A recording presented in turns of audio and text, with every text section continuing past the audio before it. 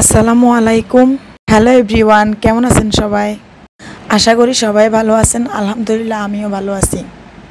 কিছু কথা ক্লিয়ার করার জন্য আসলে কথাগুলো বলা। কিছুদিন আগে আমি জমি বিক্রির একটা পোস্ট দিয়েছিলাম ফেসবুকে। তো তারপর থেকে অনেকে চাইছিল জমিটা কিনতে। আমি আসলে জমিটা বিক্রি করি নাই। আমার একটা বিশেষ প্রয়োজনে আমি জমিটা বিক্রি করতে চেয়েছিলাম।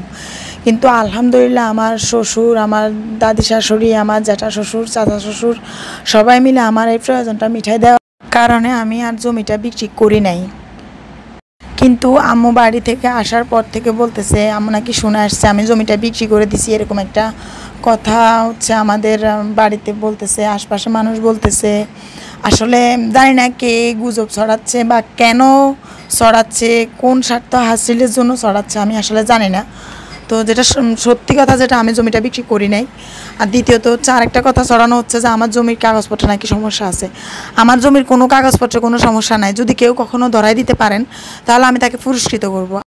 আমার জমির দলিল আমার নামে, খতিয়ান আমার নামে, খাজনা প্রতি বছর আমি ক্লিয়ার করে দিয়ে দিই।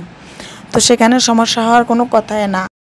যাই হোক, আমার মনে হয়েছে আসলে কথাগুলো ক্লিয়ার করার দরকার, তাই কথাগুলো ক্লিয়ার করে দিলাম। আর আমার শুভাকাঙ্ক্ষীদের উদ্দেশ্যে একটা কথা বলি, আপনারা আমাকে অনেক ভালোবাসেন, অনেক স্নেহ করেন, আদর করেন, আমি জানি। কিন্তু আপনারা যাচাই না করে এসব উল্টাপাল্টা কথাবার্তা বিশ্বাস করবেন না কখনো। আসলে মানুষ ভুল তথ্য ছড়ায়, এটা সবসময় একটা হলে বলে আরেকটা, এটা সারা জীবনে শুনে আসতেছি। যাই হোক, অনেক দিন পরে ডিম সুন্দরী পিঠা বানিয়েছি। ক্যামেরাম্যান আমার মেয়ে, আমার হাজব্যান্ড খাবে বলাতে বানিয়েছিলাম। পিঠা তো আপনারা খেতে পারবেন না, তো দেখতে পিঠাগুলো কেমন হয়েছে বলবেন। তবে হাজব্যান্ড বলেছিল পিঠাগুলো মজা হয়েছে।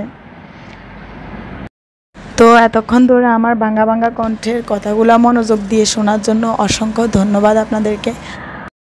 অনেক কথা বললাম। সবাই ভালো থাকবেন, সুস্থ থাকবেন, আর আমার জন্য দোয়া করবেন। আল্লাহ হাফেজ।